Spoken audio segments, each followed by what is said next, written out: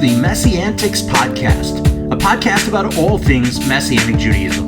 Each episode, we will be sharing our opinions as we tackle some of the biggest issues in Messianic Judaism. Now, here's your hosts, Rabbis Eric, David, Jonathan, and Toby.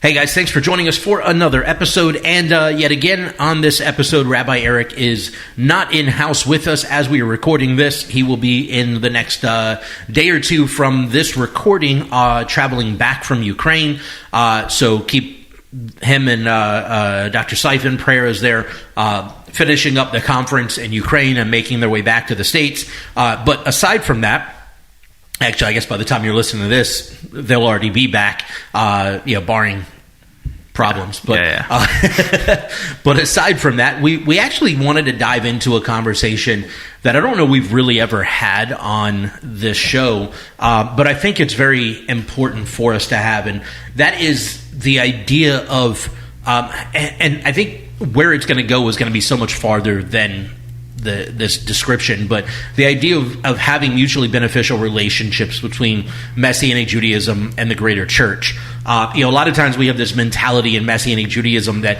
we have all the answers and we need to teach people stuff. As Messianic rabbis, it's not at all uncommon to be invited to go speak in churches, to do teachings at churches, to go do Passover Seders, what have you, in churches. But the reality is how often have you seen Messianic rabbis invite pastors to come speak in our congregations and so on? And that's just one example. Like, we feel like we have all to give and to teach, but we have nothing to learn. And the truth of the matter is yes, we do have a lot to teach. We have a lot to offer the greater body, but the church also has a lot to offer us as well in so many different ways. And so we're going to dive into a conversation specifically on that. I have a feeling this is going to take a really interesting turn based off our pre-recording conversation. And so I'm really excited to see where this goes. So yeah. I was going to say before we, because sometimes, just being the messy antics, it can be, sometimes it feels like we come down hard on our own side often. So I'll throw a little positive nugget out before we begin. I will say I do think the conferences are better about this than individual congregations, because practically every conference that I have been to has had one or more pastors whose denominations tend to be a little more aligned with the vision of Messianic Judaism come and speak and talk, and it's always been really good. And they've always ended up being actually one of the more notable speakers at the event. Like, people are talking about what they had to say in the cultural center and in the marketplace and at dinner, not necessarily what the rabbis who were up there, who they've heard for the last 20 years, on stage. Because, we have, a smaller pool of senior rabbis who get invited to speak. You can only say so much. They do the conferences do, in my opinion, do an excellent job of inviting people in from the greater body outside of Messianic Judaism to speak, and they always end up being very, very good. Yeah. So give that little encouragement, that there is good being done. But yeah, it's just it's the local congregation where real spiritual development and discipleship happens, and that's why it's important to bridge those gaps, and it connects your people with the body differently, because, like, if it's a pastor at a conference, well, he's just some guy at the conference. He's just some pastor. Like, they don't know, I don't care. But if you as the leader, as the teacher of a congregation, invite, Pastor Joel, who's been pastoring for 40 years, Little Country Baptist Church, to come and speak on intercongregational discipline, like, that's a whole new lens for your people there at your congregation, because now you have invited someone in. And it totally breaks that facade of, we know better, we know everything, because now you've invited in not just a different speaker, but someone from the greater Christian world who in a lot of ways normally get derided for their lack of understanding of the Jewishness of the Bible. And I think that the rift, and this will probably lead into really why, I know, David, why you brought up the subject is, I think the rift comes from this between the church and Messianic Judaism. Why don't they work together more? Why is there, I think when you look at the entire picture, it's the and I know, Jonathan, you mentioned the identity crisis that Messianic Judaism deals with Jews and non-Jews. Here's the thing: Messianic Judaism's big thing is, and I've read it in emails from rabbis, and that I've gotten from rabbis, and in newsletters that I've gotten from Messianic ministries, and in sermons from Messianic rabbis. And this is not a criticism, but it's always about saving our Jewish people.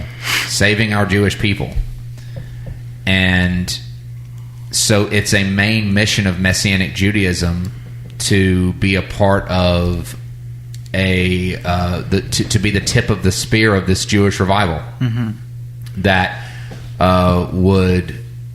is going to lead to and usher in the age of Messiah, his return. Now we know that God has that time set. We're not going to rush God. Sure. The point is, it's about saving Jewish people, right? And before we hit record, one of the things that David says, and I know this, all three of us already knew this fact, but kind of the question that we were kicking around between the three of us before we hit record was, wait a minute, the Messianic movement is about saving our Jewish people, but most of our Jewish people who are saved are in churches, so the church is able to net them in. Yeah. And that's kind of how this started. Yeah, the truth of the matter is whether we in Messianic Judaism like to admit it or not, typically speaking, the church is far better at reaching Jewish people than Messianic Judaism is. And I have some theories on potentially why that is. And that was one of the things we were talking about before. And things that we can learn from, or should be trying to learn from the church on how to reach Jewish people effectively. Right. And that is that the overwhelming majority, I would venture to say that at least 95%, and we'll just look at this from American Messianic Judaism, right, from the U.S. specific, I would say that probably 95% of American Jewry wants nothing to do with religious Jewish practice. Yet, Messianic Judaism focuses almost every ounce of our energy on reaching the Jewish community with religious Jewish practice. So, for instance, in our area where Congregation Mayim Chaim is, there are, give or take, 3,000 to 5,000 Jewish people, maybe a little more than that. But in like the Mobile area? No, I'm just talking Baldwin County. Okay. Just Baldwin County. Sorry. There's about 3,000 to 5,000 Jewish people. Some estimates say upwards of 8,000. But it's probably more realistically around 4,000 or 5,000. And out of that, a couple of thousand Jewish people, maybe 50 of them have a connection to the Reform or Conservative Synagogue in Mobile. A few of them have connection to the Chabad Center in Mobile. But that's about it. So you're talking, if let's just say a flat rate, we'll just say 3,000 Jewish people, less than 200 have a connection to the Reform, Conservative, or Chabad communities in Mobile, right? And that's not very many. And why is that? Is because the rest of them want nothing to do with religious Judaism. Yeah. But growing up in Messianic Judaism, I can tell you that the primary focus of outreach has almost always been, and this is my experience, has almost always been High Holy Days. We have free, no tickets needed, free seats for the High Holy Days. Pesach Seders. We'll give free seats to non-believing Jewish people at our Passover Seder. Whatever. But the reality is that the majority of the Jewish people in our areas and in the U.S. want nothing to do with those things. So they're not biting it. Correct. And the church speaks better to them in terms of revealing Messiah, because it's our thing is you come to Messiah and it will deepen your Jewish faith and practice. But they don't want Jewish faith and practice. Right. They want to be culturally Jewish. They want to be ethnically Jewish, right? That's a part of their identity, but they don't want to be religiously Jewish. And so in the church, you can accept Messiah and go to a church and not have to take on all of the religious practice of Judaism.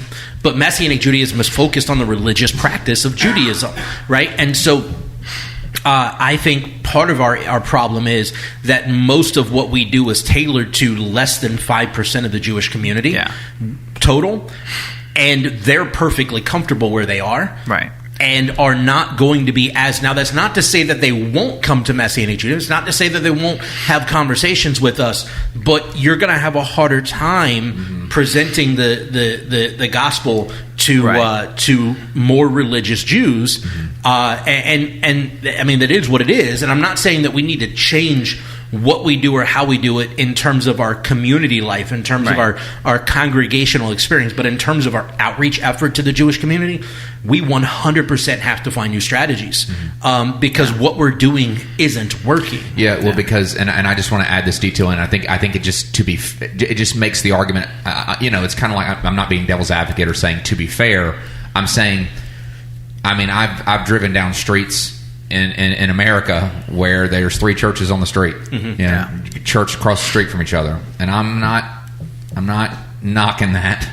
What I'm saying though is that if you had Messianic synagogues as prolific as churches were, I think maybe we'd see those numbers be a little better. But I still agree with David that I think you'd still find most of them in churches. Yeah. Part of that, it's funny, but part of that whole thing about catering to the different percentages of the Jewish community. The other thing is our politics are wrong. That's true. If Messianic Judaism tends to be more moderate to conservative, if you want to get non-religious Jews to come in your doors, leadership needs to be registered Democrat, and you need to have your local DNC meeting at your synagogue building every quarter or whatever. Just be apolitical, Yeah. I mean, just saying. Honestly, I lean more towards, especially from the Bema. We should definitely be more apolitical. Yes. Yeah. We don't talk about politics. I tell people at CMC that my goal is to lead people to Messiah, not Trump, and let Messiah take care of the rest. Yeah. God can handle their political opinions. That's not my job. Yeah. I'm just glad we're past the election because we have a very, very lovely, lovely lady at our synagogue, and you know what I'm talking about. And she would pray anytime she would pray. When it was during the election, it was, oh Lord, we just pray for that election. We just need everybody to vote. And I'm like, everyone knows who you're. I know who you're voting for. I know who you want people to vote for. I'm just glad we got through the election. Anyway, go ahead. No. I'm just saying, like, it's kind of funny, but it's kind of also it's also kind of true. It's in a America. Bump on the nose. It's kind of like, it's kind of true in America that I think in general it's almost just like, we've always been liberal. Right.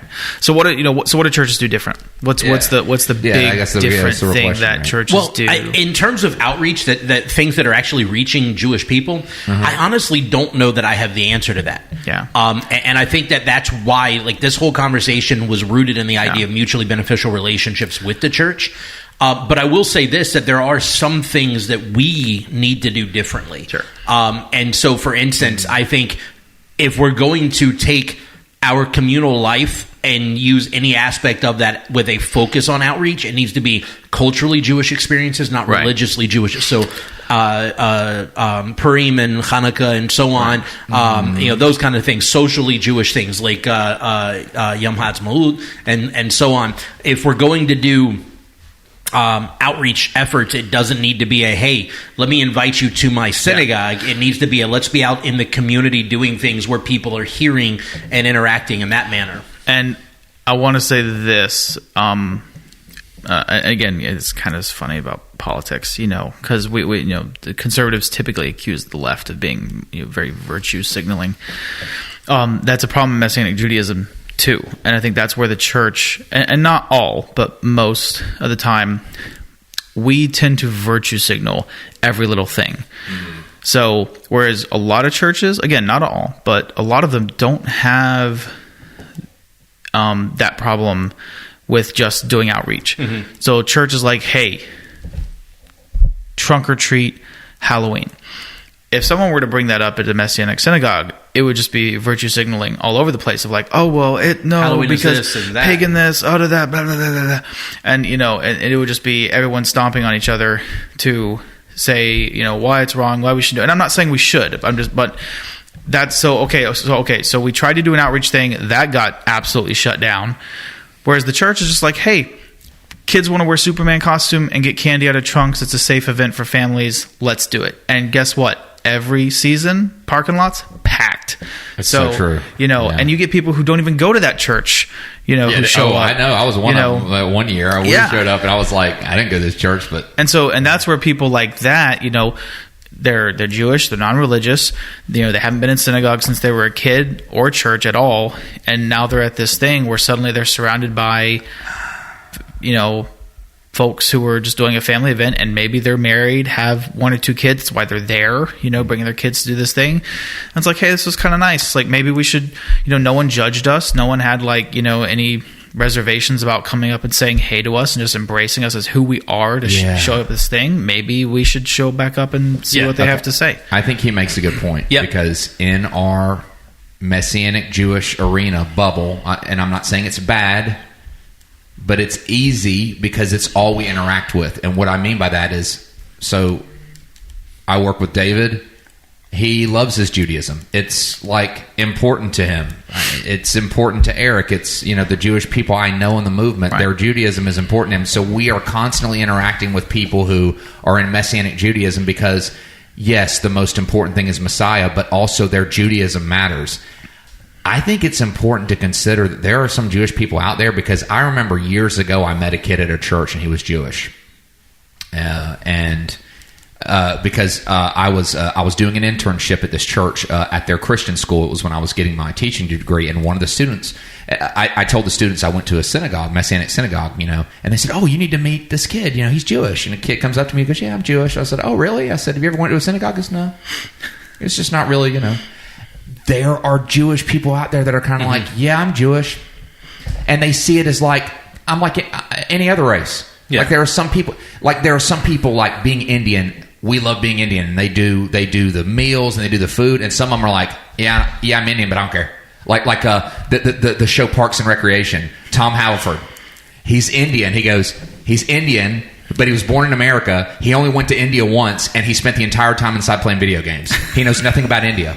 There are Jewish people like that. Yeah. I'm not saying that's. I'm not. I'm saying there are Jewish people that are like, I'm Jewish. Yeah, you ever been to Israel? No. Yeah. I mean, I'm just Jewish. Yeah. But getting back to even the Jewish stuff, to tag on with what Toby's saying. Yeah. I was trying to kind of say that it's important to recognize that a demographic of Jews that are like, yeah, I'm Jewish, but right. No. I'm what I'm saying is like, it kind of ties into what both of you were saying, and what I've been saying is, when we do Jewish stuff, we should do the Jewish stuff.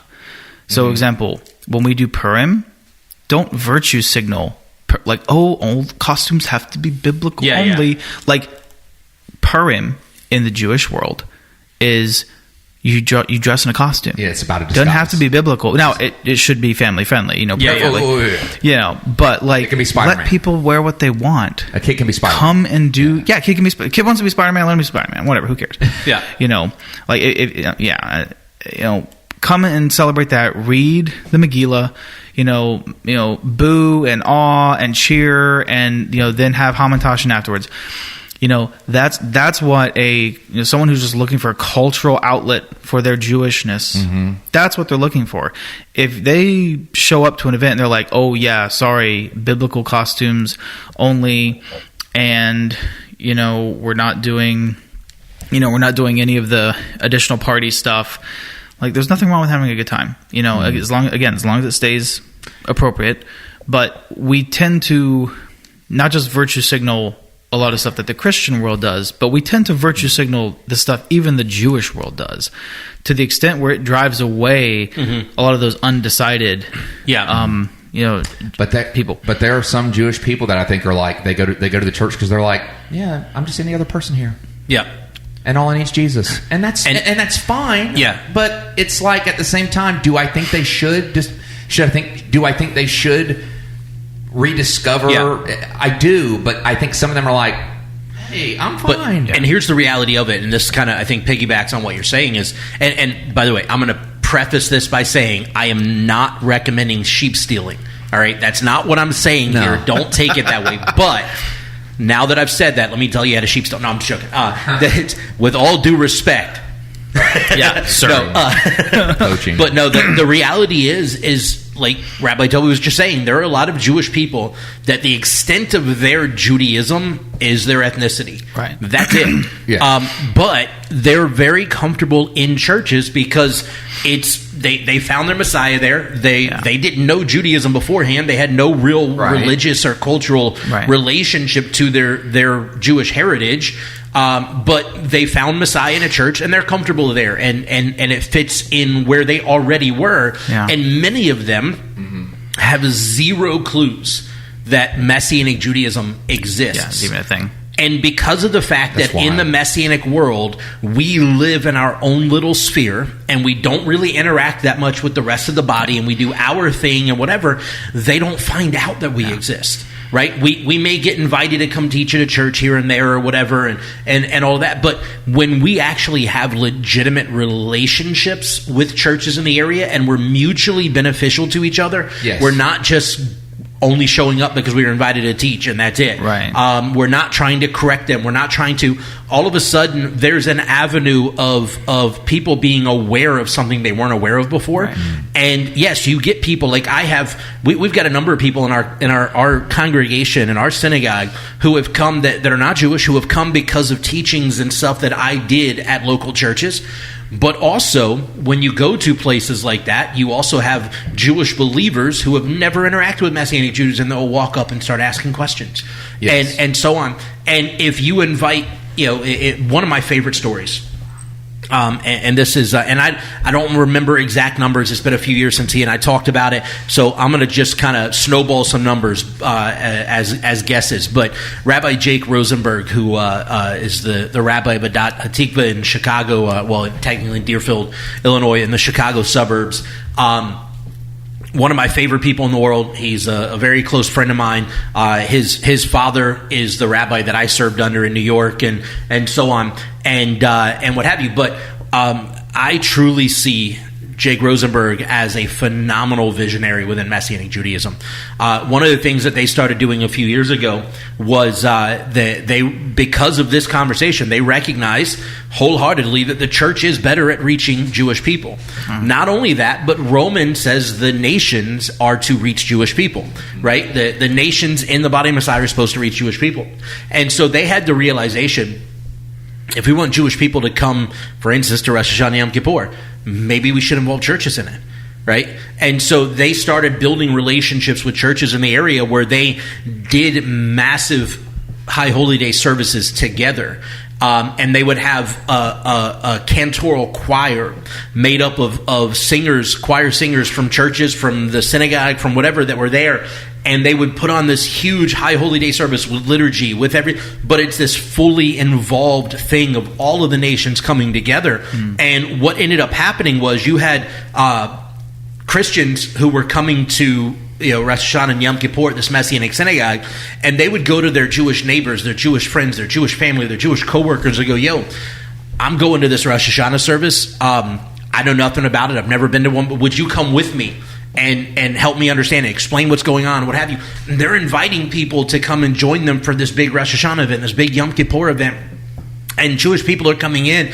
They had, and I forget the exact numbers, but it was something like, let's say they had 1,000 first-time visitors over the course of say 4 services for the High Holy Days. 1,000 first-time visitors at this Messianic synagogue. 50% of them were non-believing Jews that were there because their Christian friends invited them to come to service. And there was something like 50% of that accepted Yeshua at that event, right? And they, hundreds of Jewish people have come to faith because of events like that at this Messianic synagogue. And it's phenomenal. And the reality is it's because they went, hey, we got something we can learn from the church. The church got something they can learn from us. We can be mutually beneficial. Let's impact the city around us by working together for outreach and to impact and so on. And it's been a phenomenal effort. There are things like that I think we could be better at and better connected. A few years back, it happened that Shavuot in Judaism which Shavuot and Pentecost are the same thing, but Shavuot on the Jewish calendar happened to align with Pentecost on the Christian calendar.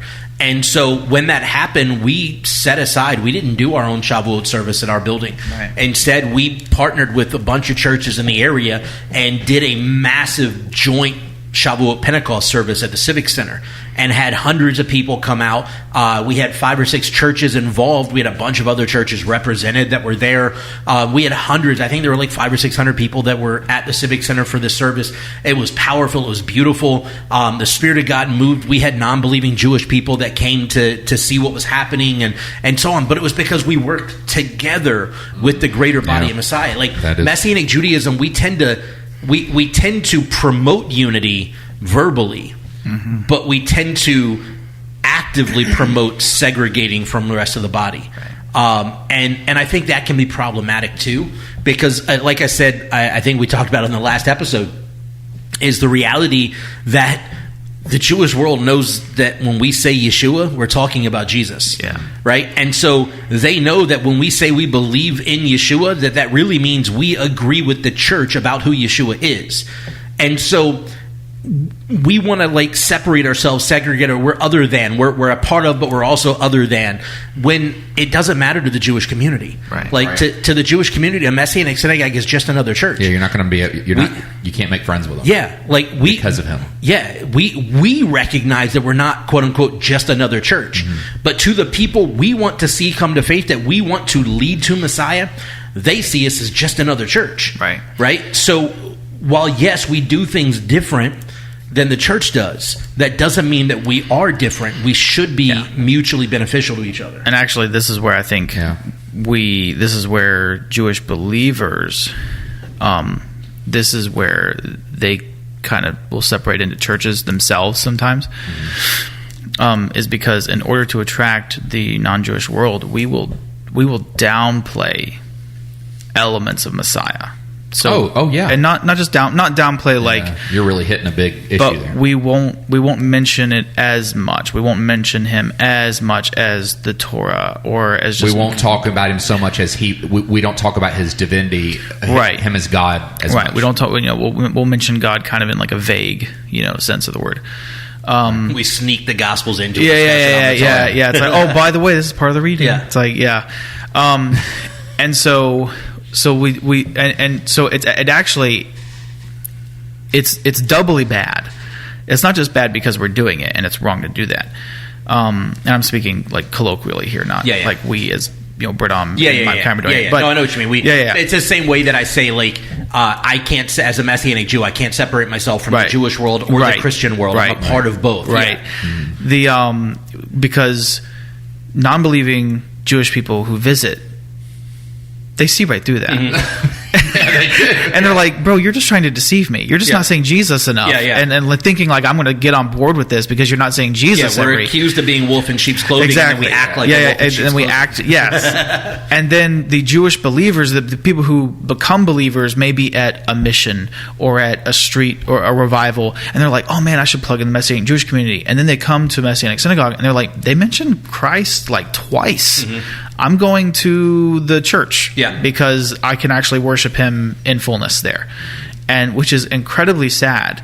So we end up doing this thing, try to appease one group, and we end up offending both, which I think most people don't get. Yeah, because then the closer you get in that direction that Jonathan's talking about, like Messiah becomes veiled, or like he's this. He's this little puzzle that we're going to put together through the service, and by the end of the service, the puzzle will be put together, and they'll see. You see, it's Jesus behind all of it, Yeshua behind all that. Let me throw one thing in there too. Yeah, part of the reason why this happens and why we don't see that we're doing this is because within Messianic Judaism, we don't take the time to self-evaluate how we're doing. Like if you go to a church, staff meetings at churches, especially after big events and such, and if you go to a mega churches are great about this. Every week after their weekend services, every week they'll get together, the staff will, and go, okay, what worked, what didn't work?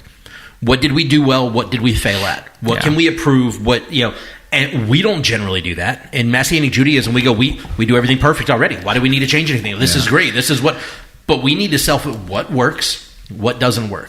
Are we effectively reaching, if we say that our mission is to reach the Jewish community, are we effectively doing that? Right. If you say that in the course of and I'll talk about Jake Rosenberg's congregation again. He had somebody come, an older person who had been part of this congregation. Now, this congregation is one of the oldest Messianic synagogues in America. It's like 90-something years old. This guy had been a part of this congregation for 20, 30-something years. And he comes up to Jake one day. A third of its life. Yeah, he comes up to Jake one day and goes, hey, I think we need more Jewish people on stage. I think we need more this, that, and the other. And this is why. And he goes, oh, you think so? He goes, yeah. He says, well, let me ask you a question. And the guy goes, okay. And he goes, in the 30 years or so that you've been a part of this congregation, how many Jewish people, before when we started doing things the way we do it now, how many Jewish people do you think came to faith in this congregation over the course of those years? And he said, I don't know, maybe 10, 15, 20, something like that. And he goes, okay, cool. He goes, in the last 3 years, since we've been doing things the way we do them now, in the last 3 years, we've seen, I think the number was like 150 or 200 Jewish people come to faith. And he goes, which way do you think is more effective? And he goes, oh, I guess this. Let's just keep doing this. Let's make this better. Let's keep doing, right? But we got to take time to evaluate. Right. Are we, and be honest with ourselves. Yes, there it is. Be honest with ourselves. Well, the thing is if the Messianic, if the Messianic community, part of the body of believers, doesn't lean into the Gentile church, part of the body of believers, because when they do that, when we lean into each other, we get like what you explained at Rabbi Jake's congregation. If they go the route that Jonathan was just talking about a few minutes ago, which is, like I said, veiling Messiah, and well, I'm not necessarily saying, I mean, he's not necessarily God. I mean, he's the Messiah, but I'm not saying he's God. Like, I've heard that kind of stuff, and I'm like, man, dude. So then we start getting closer and closer to, well, do Jewish people even have to accept him? Yeah. Then it just becomes like a weird Jewish branch of Arianism or Nestorianism. Yeah, there you go. Yeah, there you go. Like I saw someone who posted the other day. They were like, and it saddened me because I agreed with it. But he was like, anytime you hear someone say the name Yeshua, be prepared for a wild version of some heresy to come from their mouth. And I was like, I can't say that I disagree entirely with that. Yeah. I've heard a lot of terrible things. But you start hearing things like, well, what about this Jewish guy, this great rabbi years ago? He never accepted Yeshua. Is he in hell? Well, I mean, I'm not saying that. I mean, are you saying that Jewish people I never said that. Do I need to accept Messiah? Well, yeah. But what if I don't? Well, I mean, I'm like, it gets like that. Yeah. And then it's like, that's not. Look, I can't help that Yeshua said, "I'm the way, the truth, and the life." Yeah. So that's what happens when the Messianic. What I'm saying is that's what happens when the Messianic community starts to drift off of leaning on their Gentile brothers in the church and starts trying to reach outside of the body of believers to try to say, "See, we're a synagogue. See, we're doing it. We're authentic. Look over here, Orthodox Jews in Israel. We're a synagogue." Yeah. And that's what you guys were kind of explaining. As they spit in your general direction and throw rocks at you. As they spit in your there you go. I am proud to say that our synagogue is not an authentic Jewish synagogue. Mm-hmm. Our synagogue is an authentic Messianic Jewish synagogue. Yeah. And one of the things that we talk about often at CMC is that we don't do anything in our congregation simply because it's Jewish. Right. Everything we do should be centrally focused on who Yeshua is. And if it's something Jewish and it doesn't adhere to that, It doesn't need to be done in our community. Right. I don't care what the rest of the you know what the rest of the Jewish world says Yeshua is not the Messiah. We believe he is. So there's already a deviation. Pretty big one. And that deviation is okay. Deviation is not a bad thing, especially when it's scripturally accurate. Deviation is not a bad thing, right? So we got to stop measuring what we do and who we are against the Jewish world. Right. We need to start measuring who we are and what we do against the Word of God. Yeah, because that's like, and you know, again, people will come after me, I'm sure, for being like, oh, the church doesn't follow Scripture because they don't do X, Y, or Z. But I'm like, okay, but when they take hold of that what, you know, quote unquote, the Great Commission, they're like a dog on a bone. Yeah, like they are not. That is the cornerstone of everything they do. Now, and I know there's some churches who have fallen, you know, gone off the path, whatever. Yeah. But for the most part, just your normal Christians, they are like, what is our whole goal? It's to get everyone to know Yeshua. Everyone gets to know Jesus, and it's our mission to bring him to them.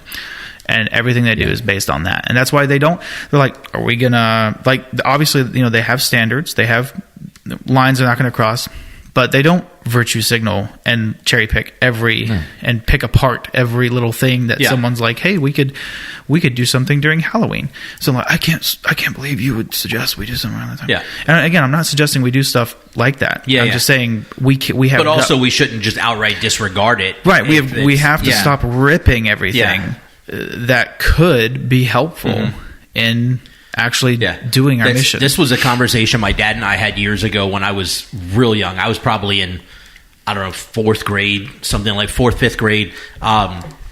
My parents were very adamant about, especially when I was younger, I was only allowed to listen to believing music, Christian music. That was it.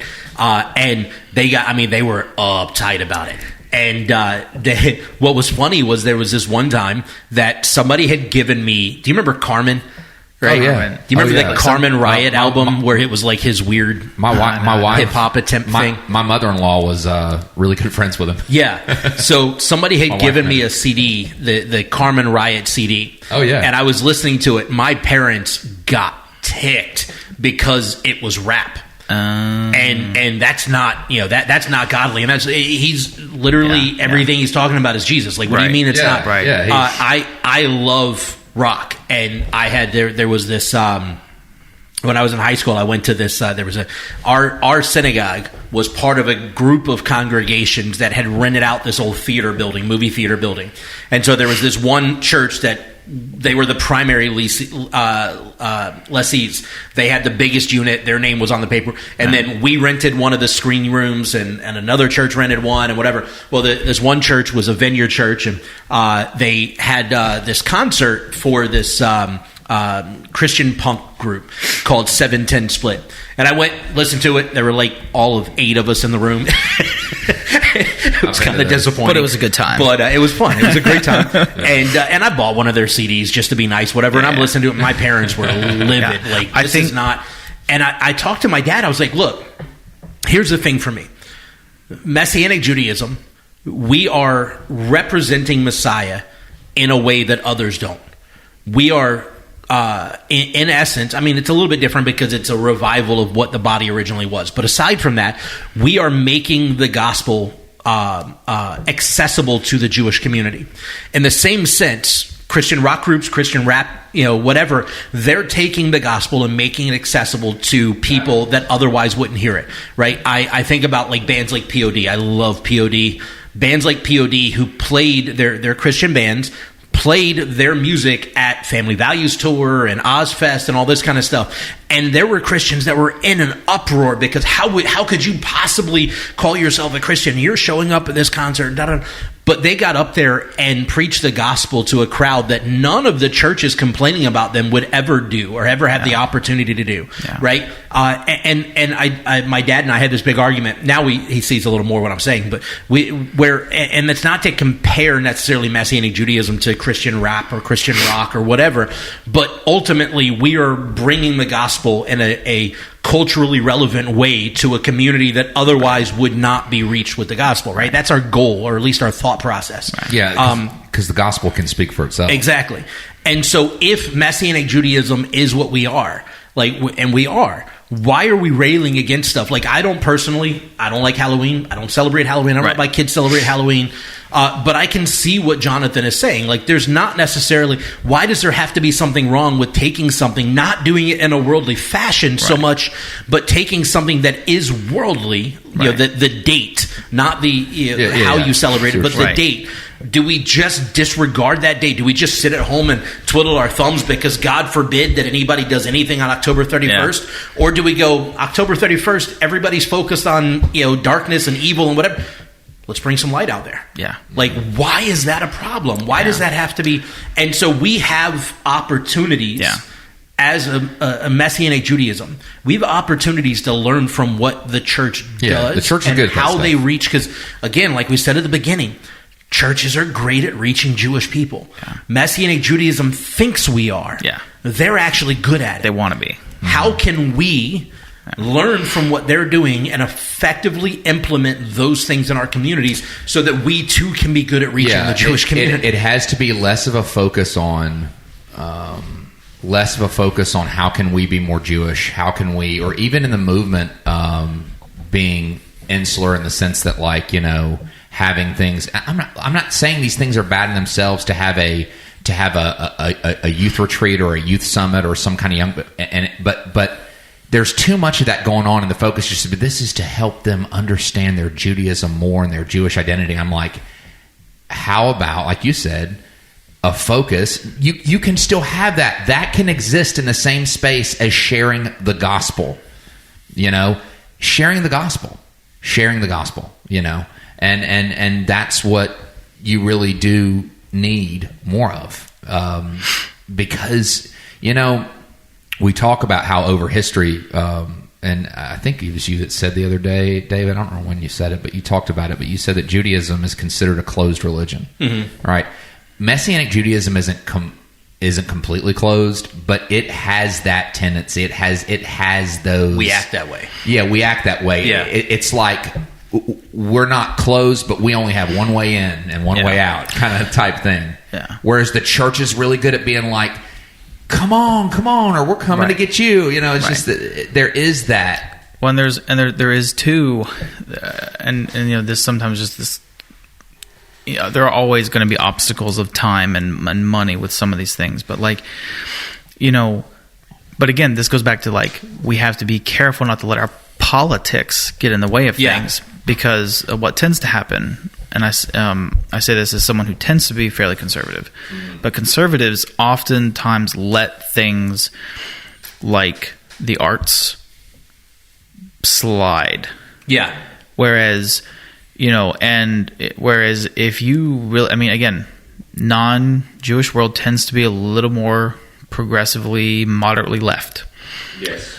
Not non-religious world, even the religious world sometimes. No, even in Messianic Judaism, there's you want to open up a community event that's going to reach some of those people. Mm-hmm. Guess what? It may not even have to be like super like Jewish culturally. Mm-hmm. Just be like, hey, we're going to have an art venue or a poetry open mic night. Jews for Jesus has been phenomenally effective with stuff like that. Like in San Francisco, they've done art gallery pop-up events and such. I was reading a book. It's been successful. I was reading a book by a guy who was with them from like pretty much the beginning.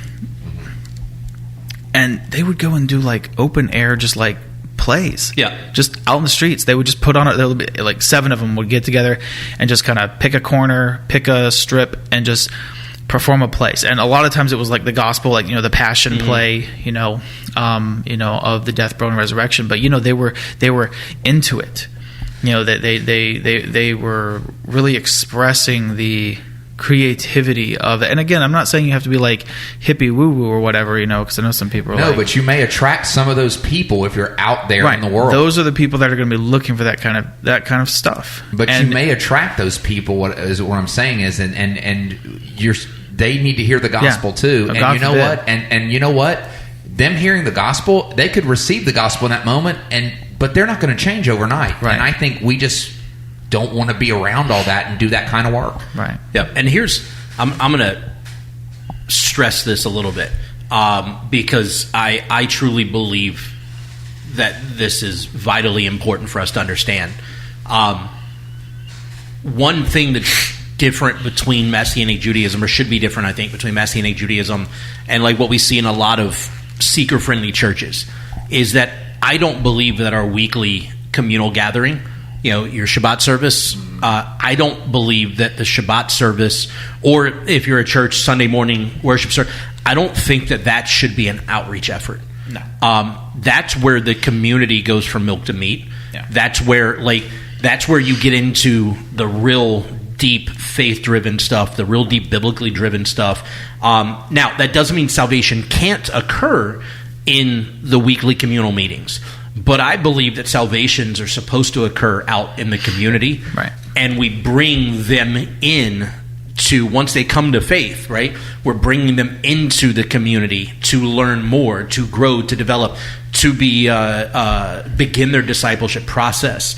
We've kind of relegated, because of a seeker-friendly model in the body of Messiah in the last few decades, we've kind of relegated the pastor to an evangelist, right? So the rabbi or pastor isn't a shepherd anymore; they're an evangelist. They can't get their primary goal or primary purpose is to get eyes closed, heads bowed, arms raised, and people to sign on a visitor card that they accepted the Lord for the first time that day. And when he's done, now he's the office manager and the disciplinarian, and whereas the role of the pastor or the rabbi is to be the shepherd, to nourish and nurture and care for and build the flock, and the flock are the ones that are supposed to be fulfilling the Great Commission. But what's happened is, because of the seeker-friendly model or the seeker-friendly mentality, the flock has been encouraged to relegate their role to the pastor or the rabbi. And so what ends up happening is the average everyday believer doesn't feel a necessity to, or have the ability to, share the gospel with their friends and their family and whatever. So instead, they just invite them to church so that the pastor can do the real work. Right. Whereas, and then we ignore the Great Commission. Yeah. And I think that that's problematic. I think that we as individual believers should be living out the Great Commission, leading people to Messiah, building disciples, and bringing them into the community, into the congregation, for that discipleship to continue to build and grow, for them to be nourished and cared for and brought up in that flock. I think we, the body as a whole, but especially with Messianic Judaism, we need to reevaluate our communal gatherings. Our communal gatherings should be focused on the community and on growing our walk with the Lord in depth, in relationship, and so on. And everything else, the rest of the week, is focused on reaching people in the community. Yeah. But the communal gathering in the congregation should be focused on going deeper with the Lord.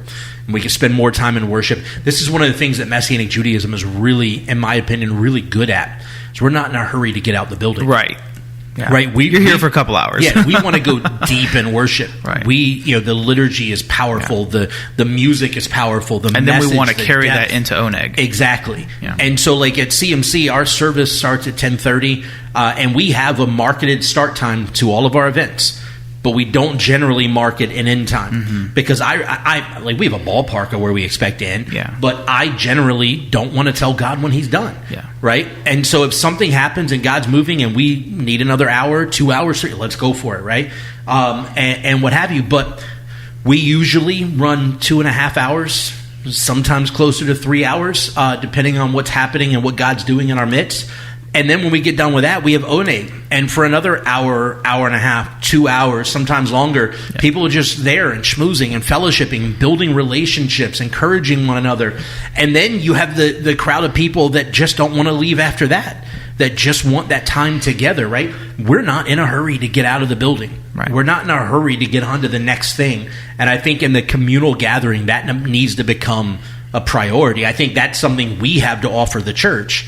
The church has a lot to offer us. I think that's something we have to offer the church, is to show that reestablishment of the communal gathering being intentionally focused on the relational, the discipleship, that kind of the deeper faith walk reality, and not being in a hurry to get out of God's community.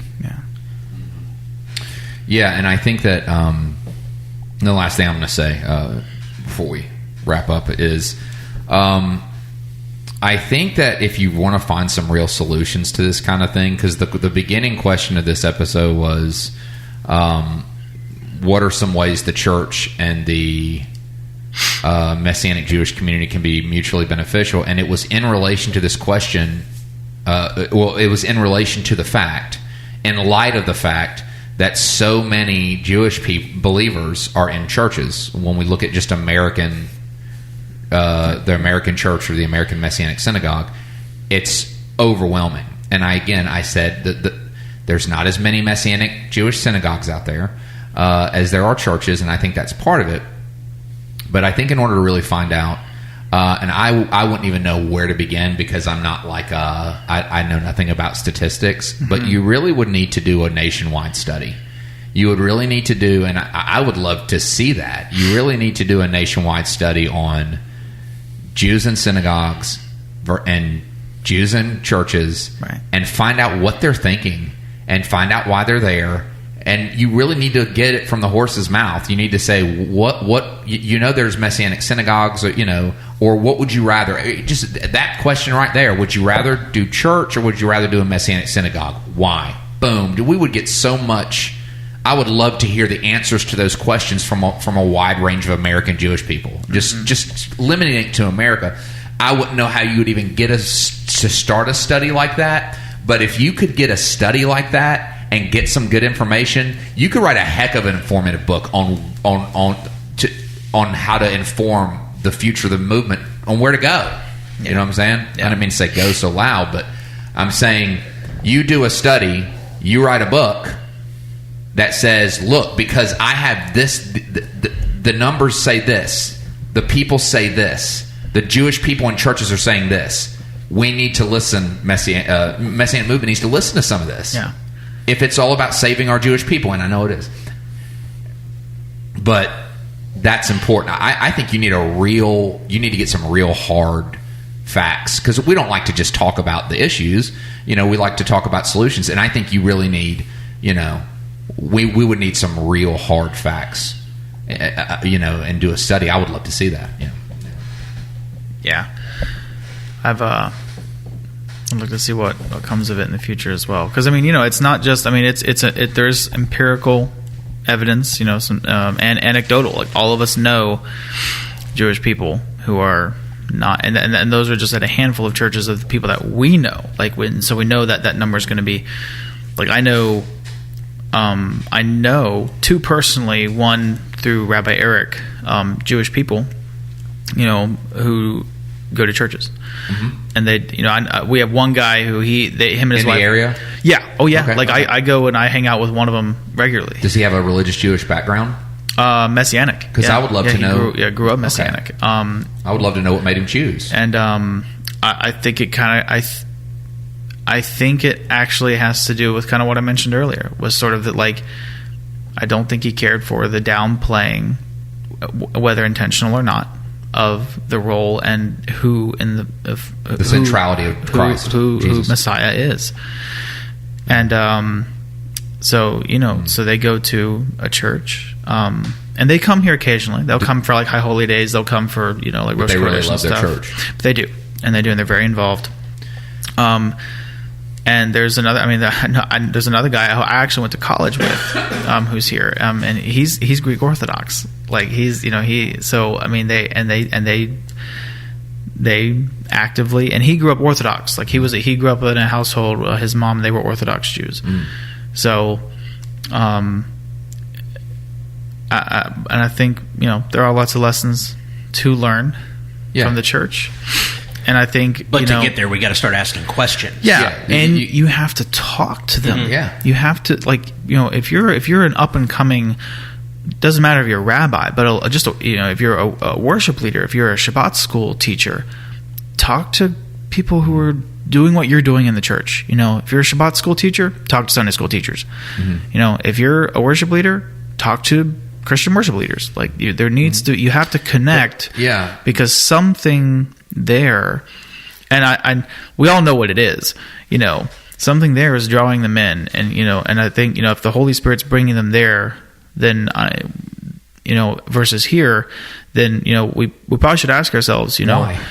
Yeah, like, what do we need to course correct on to change that? Yeah, I'd love a way to have a conversation with more people like your friend, like, I would like to have a panel or a group or a sample of, this is a room full of Jewish people who go to church. Yeah. And not a Messianic synagogue. Yeah. And I know one of them, not the one that I'm friends with, but there's one guy who he is adamantly opposed to Messianic Judaism. Yeah, and Rabbi David and I have talked about someone like that too, but I would love to hear their answers. Yeah. And I would love to see if there's a trend or a pattern. I would love to find out, okay, is your background religious? Yes or no? Because that probably has something to do with it. You grew up in Judaism or experienced it, or you didn't. Yeah. How important is your Jewry to you? For some, I just look at it as like, I could be Indian, I could be black, I could be white, I'm Jewish. Yeah. Or for some, it's like, no, I love my Judaism. So, man, that would be, we have all these Barna studies and all out there, right? Right. It'd be really interesting to get some academic-driven people to put together a survey like that. I think specifically for Jewish believers in churches. Mm-hmm. Yeah. Why do you choose a church over a Messianic synagogue? What is it about a Messianic that doesn't draw you? What would you rather see?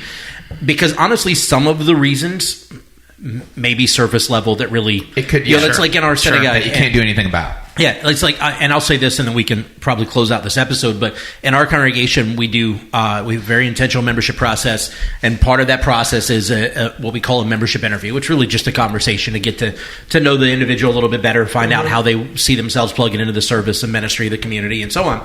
But we ask them, every single membership interview, ask two questions. Number one, what do you like most about CMC? And number two, what do you like least about CMC? And we don't allow anybody to cop out. And we tell them, look, some of this we ask so that we can track, what are we doing well, right? What is it that we're doing well that's actually meeting our goals, and what are some areas that maybe we can improve on? Now, sometimes the thing that people dislike is just stupid stuff. Like, we had one guy that was like, I don't like the donuts that you serve. I guess that's really the only thing I have that I don't like. And I went, okay, well, I don't really care about Too that. bad they're free. Yeah, exactly. And, stuff like that. But then sometimes you get stuff that's like, okay, well, I don't feel like there's enough focus on this or enough of that or what. And you get to actually process, okay, well, let me take a moment to sit back and think, is this something we need to adjust? Yeah. Mm-hmm. How can we adjust? What can we do to make this better, right? And so I think having some sort of an intentional academic survey, like a Barna study or something like that, on exactly that. What is it that draws Jewish believers to, or keeps Jewish believers in churches rather than Messianic synagogues? Yeah. And then the Messianic movement needs to take the time to evaluate that and ask those difficult questions. Allow that to inform them. Yeah. And I would even say, and this of course can come. Important. This can come with congregations that are a little more established, or are have a good enough presence and are really looking to root themselves where they are.